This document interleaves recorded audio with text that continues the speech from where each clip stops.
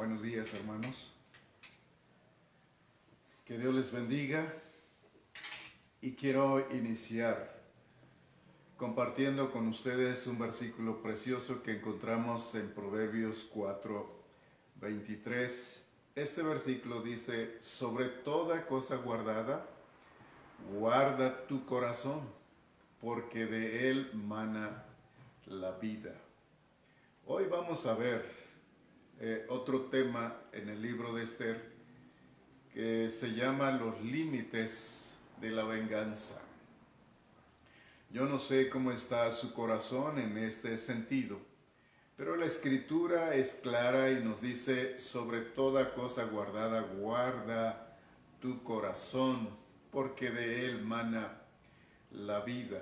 Cuando hay ira, hay resentimiento en nuestro corazón hacia alguien, nuestro corazón no está sano, no está tranquilo, y tampoco eso nos ayuda en nuestro servir a Dios.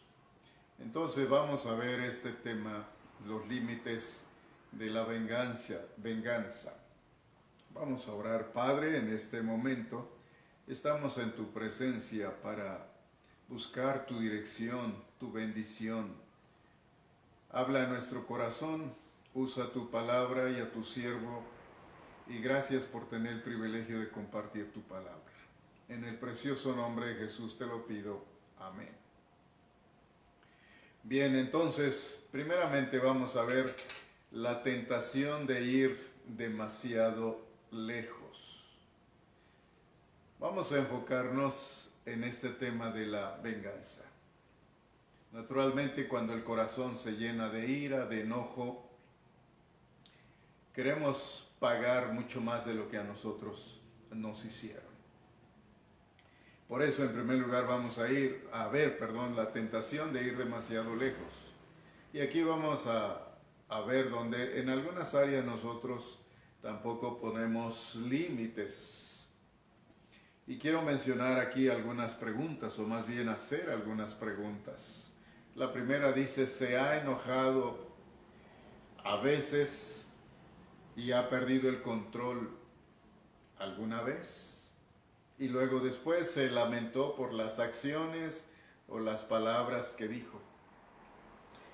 Segunda pregunta: ¿ha estado a veces tan ocupado que la oración ya no estaba entre sus prioridades? O sea, se excedió en el trabajo, se fue más allá de los límites y entonces descuida algo muy importante, que es la oración, y ya no forma parte de sus prioridades. Tercera pregunta: ¿se ha angustiado algunas veces tanto que se ha sentido enfermo por dentro? No puso límites y entonces la angustia se apodera de su vida y se siente enfermo por dentro. Cuarta pregunta: ¿ha comido algunas veces tanto que ha aumentado de peso? Usted dijo: bueno, ya no voy a comer tanto, voy a poner límites, pero ¿qué pasó? Ha aumentado de peso porque no ha puesto límites, ha comido demasiado. Quinta pregunta: ¿ha tenido algunas veces pensamientos renovados de envidia, cólera, materialismo y lujuria, a pesar de haberle dicho al Señor: esta será la última vez que tenga que venir a ti con este problema? Sexta pregunta: ¿ha hablado a veces demasiado y luego ha tenido que retractarse y aún disculparse solo para volver un poco después a hablar más de la cuenta? Y por último, ¿ha rebasado algunas veces el límite máximo de velocidad? En todas estas preguntas, ¿cuál es nuestra respuesta? Si somos honestos, creo que nuestra respuesta es un sí. No hemos podido poner límites y entonces hay consecuencias en esto. Veamos Romanos capítulo 7, versículo 19, ¿qué nos dice el apóstol Pablo? Romanos 7, 19: porque no hago el bien que quiero, sino el mal que no quiero, eso hago. Si le respondiéramos a Pablo, diríamos, así es, ese soy yo. Porque no hago el bien que quiero, sino el mal que no quiero, eso hago. Es como si nuestro cuerpo no cooperara con nuestra mente. Nuestra mente hace grandes promesas, pero nuestro cuerpo no cumple. El problema consiste sencillamente en la falta de control. Y las preguntas que hacía nos llevan a eso. La falta de control nos lleva a no poner límites. ¿Cuál es la clave para controlarse? Bueno, esta es la segunda cosa que vamos a ver. La clave para controlarse. Y aquí quiero citar Gálatas 5, 22 y 23, dos versículos que creo que la mayoría de ustedes como creyentes ya conocen. Mas el fruto del Espíritu es amor, gozo, paz, paciencia, benignidad, bondad, fe, mansedumbre, templanza. Y esta palabra templanza significa dominio propio. Y dominio propio es la clave. La templanza, el dominio propio, es la clave para poder tener control y poner límites. Dominio propio es el manejo de nuestras actitudes, sentimientos y acciones para que sirvan a nuestros mejores intereses a largo plazo y también a los intereses a los demás. Dominio propio también significa disciplina, fortaleza interior. Es la capacidad de saber decir sí al bien y no al mal. Habla de alguien que tiene poder y dominio sobre sus deseos, particularmente sobre los apetitos de la carne. Cuando usted dice, no lo voy a hacer, hay disciplina. El dominio propio le pone fin a los malos hábitos, nos frena, nos detiene. Y cuando se trata de tomar el desquite, el dominio propio nos contiene. De otra manera, nosotros buscaríamos la revancha, el desquite. Entonces, los límites de la venganza, la clave para controlarse es el dominio propio, la templanza, este fruto del Espíritu Santo. La palabra venganza significa satisfacción que se toma del agravio o daño recibido. Pagar con la misma moneda, desquitarse, hacer que alguien la pague. Y podemos ver aquí un gran ejemplo en la palabra de Dios, en la vida de José. Usted puede leer la vida de José desde el capítulo 37 de Génesis en adelante. Yo solo quiero leer el capítulo 50 de Génesis, versículo 20. Dice, vosotros pensasteis mal contra mí, mas Dios lo encaminó a bien, para hacer lo que vemos hoy, para mantener en vida a mucho pueblo. A pesar de todo lo que sus hermanos le hicieron a José, él tiene un gran corazón y no hay rencor, odio hacia sus hermanos, y él no busca vengarse, desquitarse lo que pensaban sus hermanos que iba a ser su acción. Porque en el versículo 15 dice, viendo los hermanos de José que su padre era muerto, dijeron, quizá nos aborrecerá José y nos dará el pago de todo el mal que le hicimos. Ese era el pensamiento que tenían sus hermanos con respecto a todas esas malas acciones que ellos hicieron con José. Y ahora José con el poder que tiene siendo el gobernador en Egipto, él podía hacerlo. Y ese era el temor que tenían sus hermanos. Pero José no tiene ese corazón, a pesar de todo lo que él vivió y lo que le hicieron sus hermanos. Él dice: vosotros pensasteis mal contra mí, mas Dios lo encaminó a bien. Un gran corazón lleno de amor y no de rencor en el corazón de José. El fruto del Espíritu es importante en la vida de cada creyente. Bien, ahora vamos a entrar al libro de Esther para ver lo que ahí sucedió con los judíos en una situación muy difícil. Los judíos que fueron liberados en Persia. La muerte se acercaba cada vez más con cada puesta del sol. O sea, a medida que pasaba un día, la muerte se acercaba a ellos por el edicto que había dado el rey, movido por Amán, que buscaba la destrucción de los judíos y que ahora los judíos estaban a merced de los gentiles por este edicto. Entonces día tras día vivían con esta amenaza.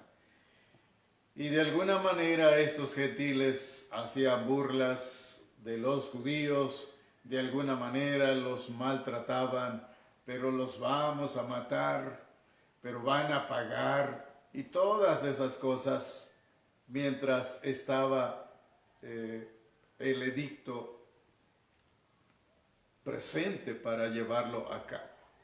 Pero Esther intervino.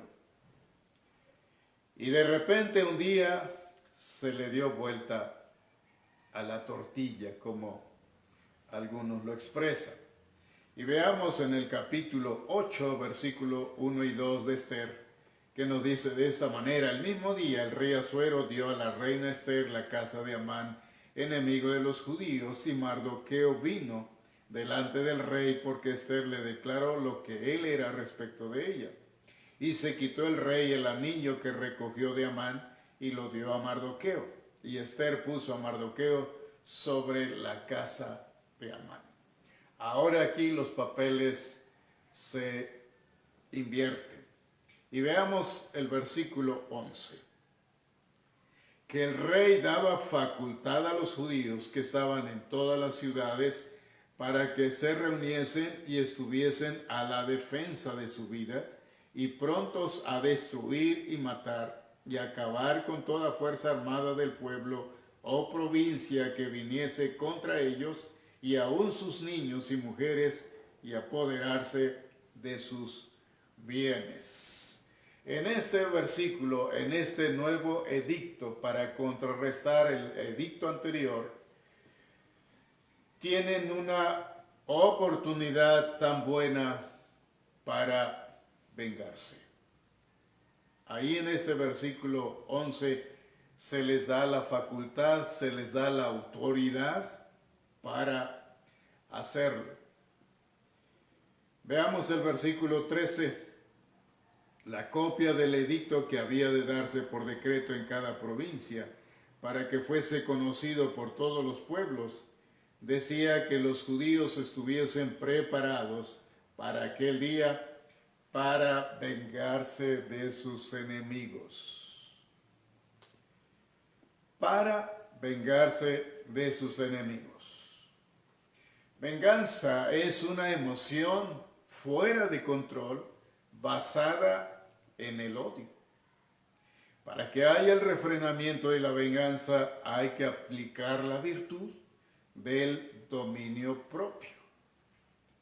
Podemos ver ahí en el versículo 1 del capítulo 9 que nos dice: en el mes duodécimo, que es el mes de Adar, a los 13 días del mismo mes, cuando debía ser ejecutado el mandamiento del rey y su decreto, el mismo día en que los enemigos de los judíos esperaban enseñorearse de ellos, sucedió lo contrario, porque los judíos se enseñorearon de los que los aborrecían.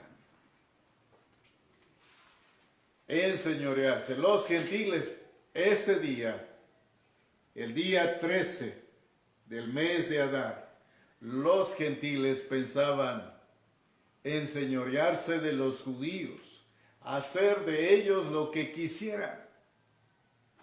Pero ahora con el nuevo edicto sucede lo contrario. Ahora los judíos iban a señorearse de ellos. Ganar poder. Ellos podían haber dicho, los judíos, ahora tenemos las cosas de nuestro lado, el poder de nuestro lado, así es que es nuestra hora de vengarnos, hay que darles un escarmiento. ¿Y lo hicieron?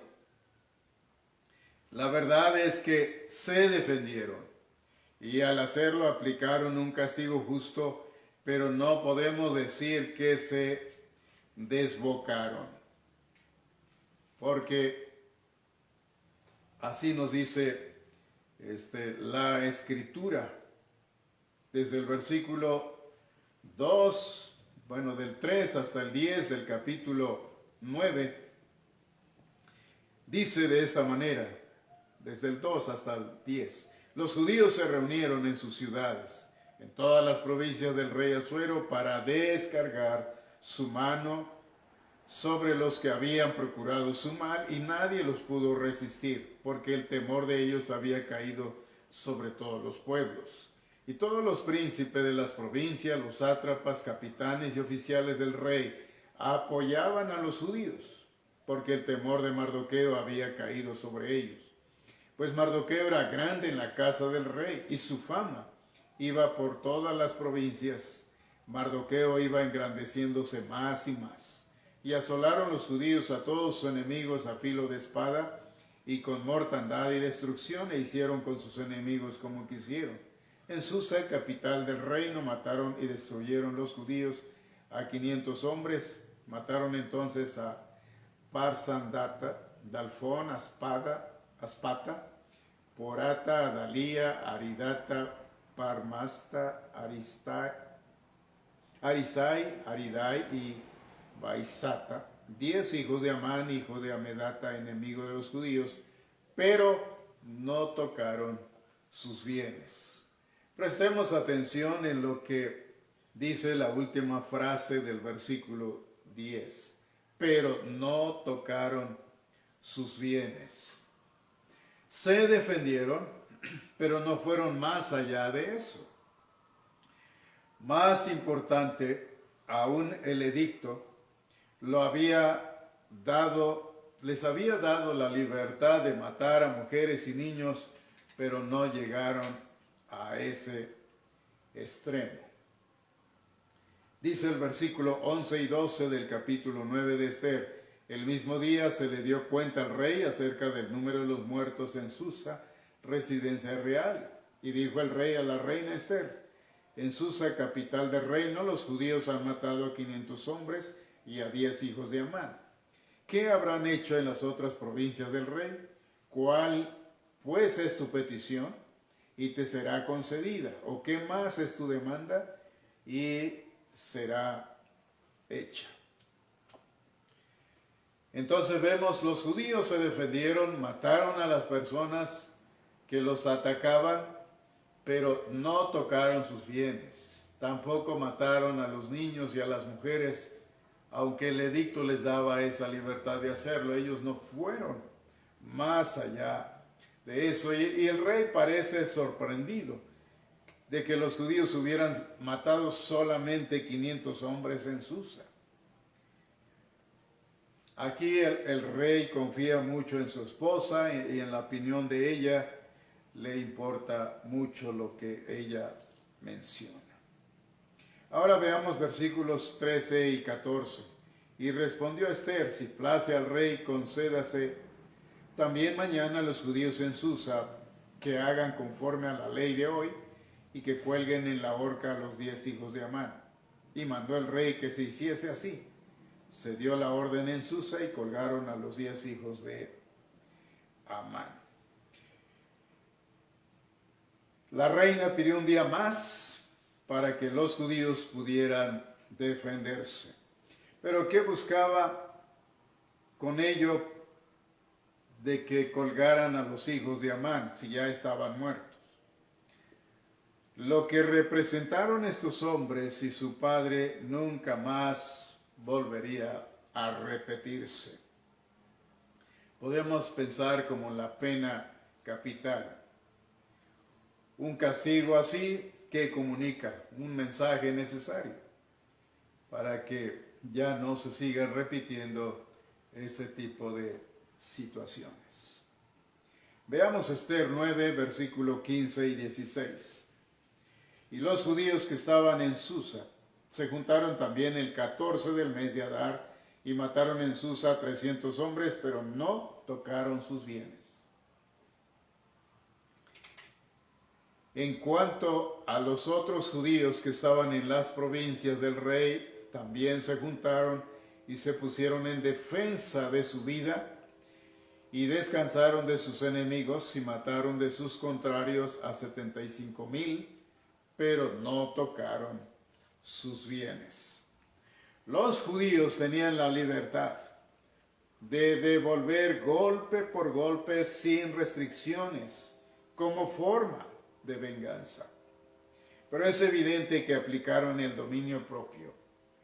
Resistieron la tentación de ir demasiado lejos. Se contuvieron.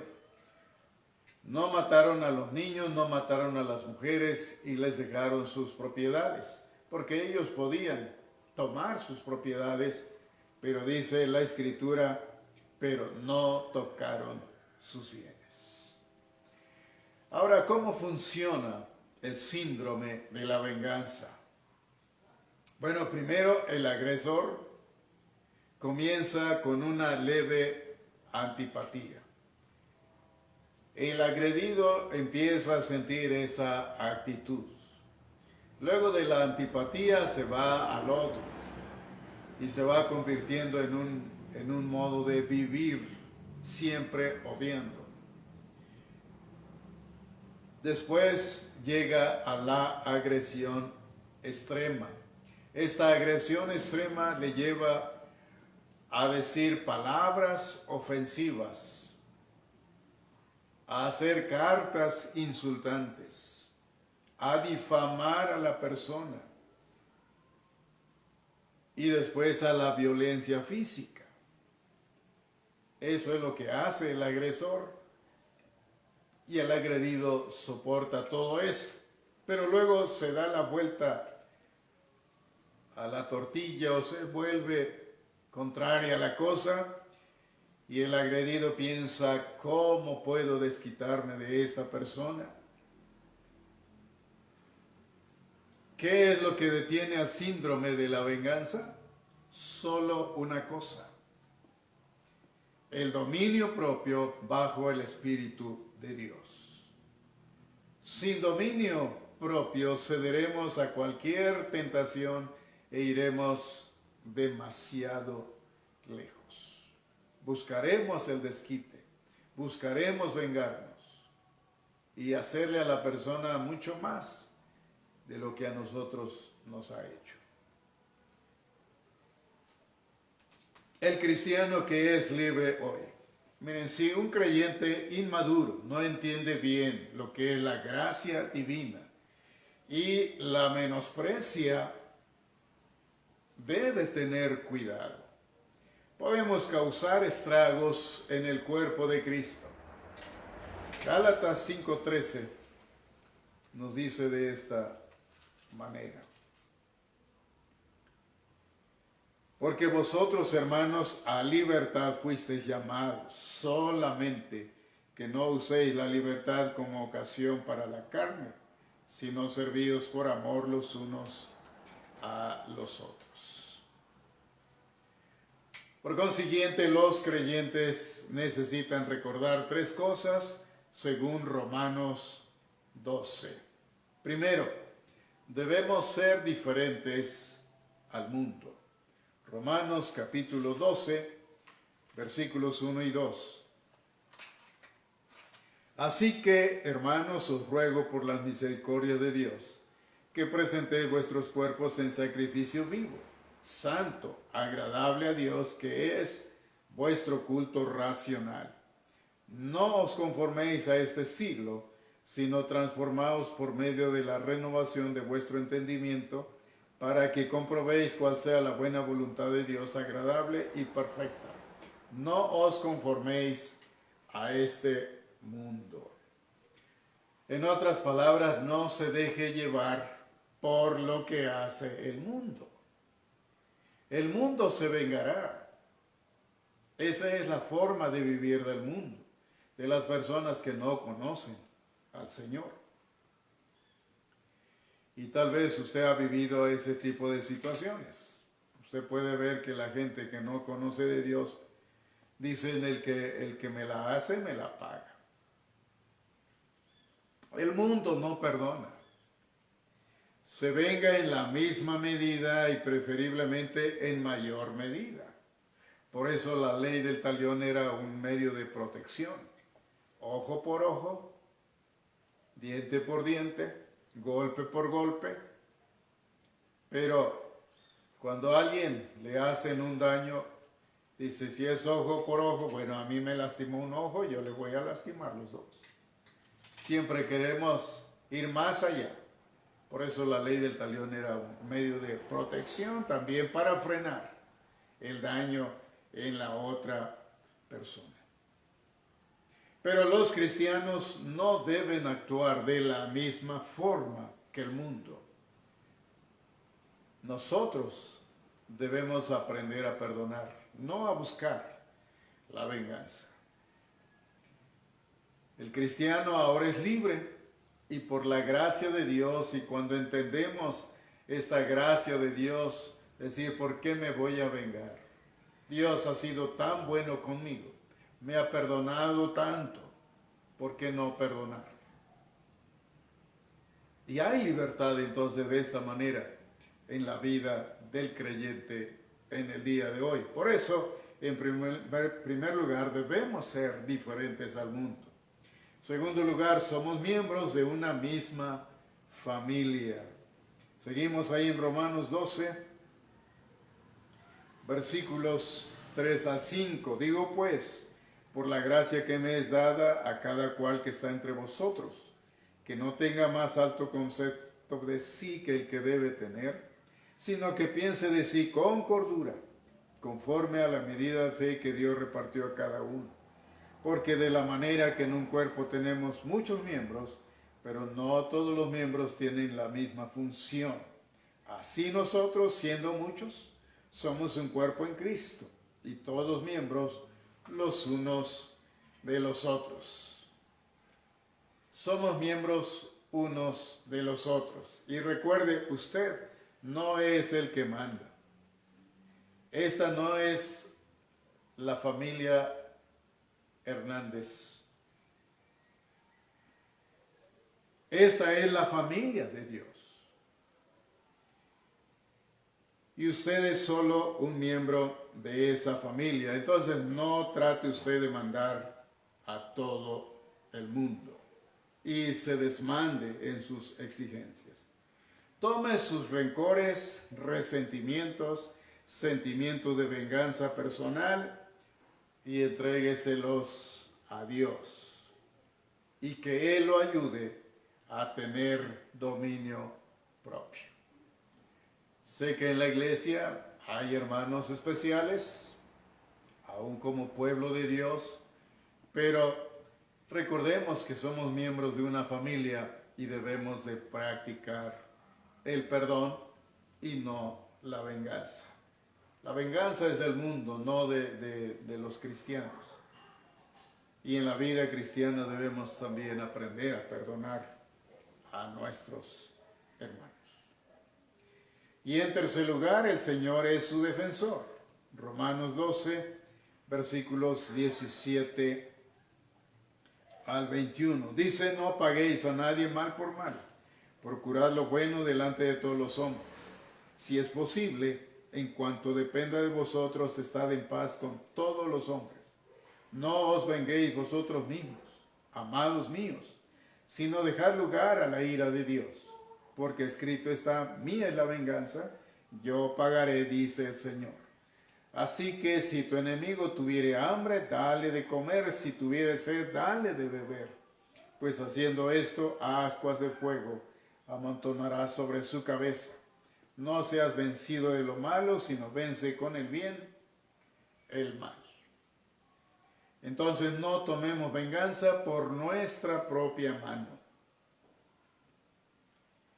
Hay que sacarle todas las balas verbales de nuestra arma y dejemos que Dios sea nuestro defensor.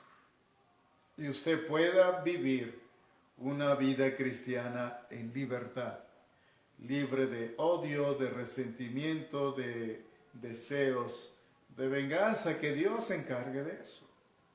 Usted déjeselo a Dios. Y quiero terminar con la aplicación de este mensaje. La historia de Esther es verdadera, pero sé que muchas y muchos de ustedes de gran carácter y que aman a Dios, tienen una vida que tal vez no llega a ser mucho de ser ideal y que es todo menos envidiable la vida que lleva. Y si usted es uno de ellos, quiero decirle que estas palabras son especialmente para usted. No conozco los detalles de su pasado, pero en ellos puede haber dolor y sufrimientos muy terribles. Recuerdos que quizá quisiera poder borrar. Palabras que lo hirieron de personas, de familias, de personas conocidas. Palabras también que usted dijo y que hirieron a alguien a quien usted tenía afecto. Y por más que lo ha intentado, no puede lograr que esas escenas de su cabeza desaparezcan. Al recordarlas, usted se lamenta y a veces llora. Sin embargo, usted puede ser como Esther. Una persona que ama sinceramente al Señor su Dios, que cree en su palabra, que confía en su espíritu, que quiere cumplir su voluntad, que ora para que Él la guíe o lo guíe. Y sabe con toda seguridad que usted no es una persona perfecta, pero sus motivos son puros y su corazón es sensible a las cosas espirituales. Y quiere sobre todo honrar a Dios y glorificar su nombre. Pero hay ocasiones en las que experimenta frenazos y se siente menospreciada o menospreciado y devaluado. También se percata de que hay todavía algunas áreas de resentimiento ocultas, las que cuando se descuidan se convierten en deseos violentos de venganza, de expresar sus sentimientos de ira y hasta sentimientos violentos de rencor. Hay algunos que se expresan, ya hablando de una mujer, alguien dice, me dan ganas de agarrar a esa mujer de las greñas y darle una arrastrada para que se le quite. Bueno, muchas veces en el corazón hay esos resentimientos ocultos que no dejan en paz a las personas. Es en este delicado punto de tentación que el enemigo está al acecho para animarle a actuar y a no refrenarse. Él dice, ya has aguantado mucho, ¿por qué no te vengas? Y te ofrece varias opciones. Niega tu amor y afecto. Ya no le hables a esa persona. Ya no le expreses tu amor. Escribe esa carta ofensiva y dile todo lo que tú quieras. Y algunos dicen hasta de lo que se va a morir.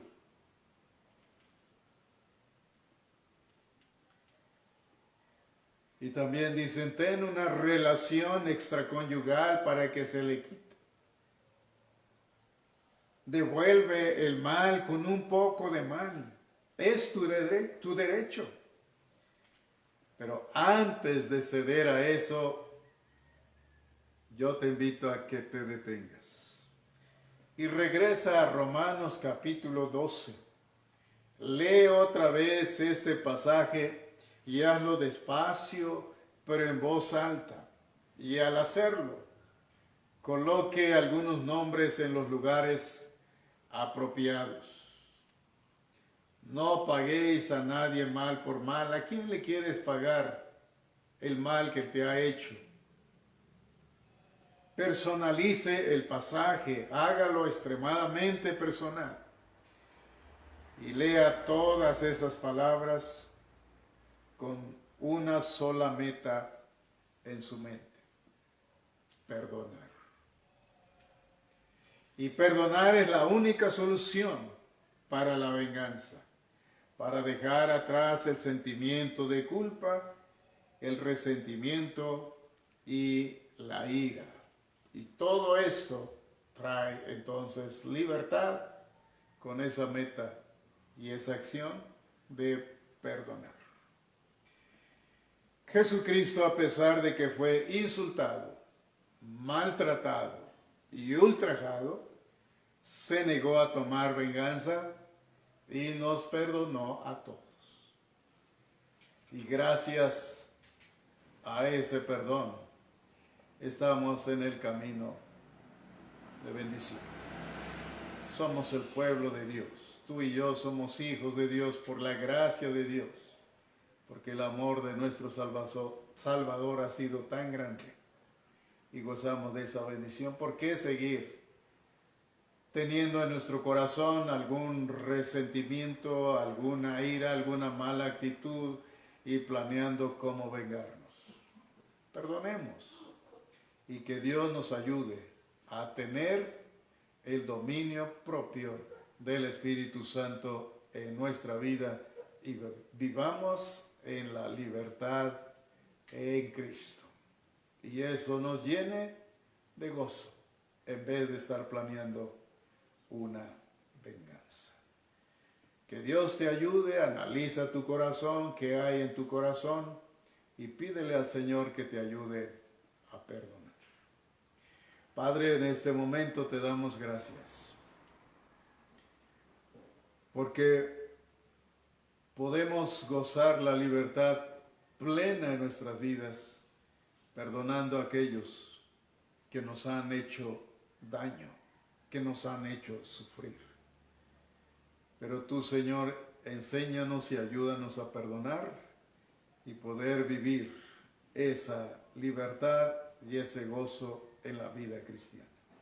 Gracias por tu palabra y gracias por enseñarnos a perdonar. Todo esto te lo pido en el nombre de Jesucristo.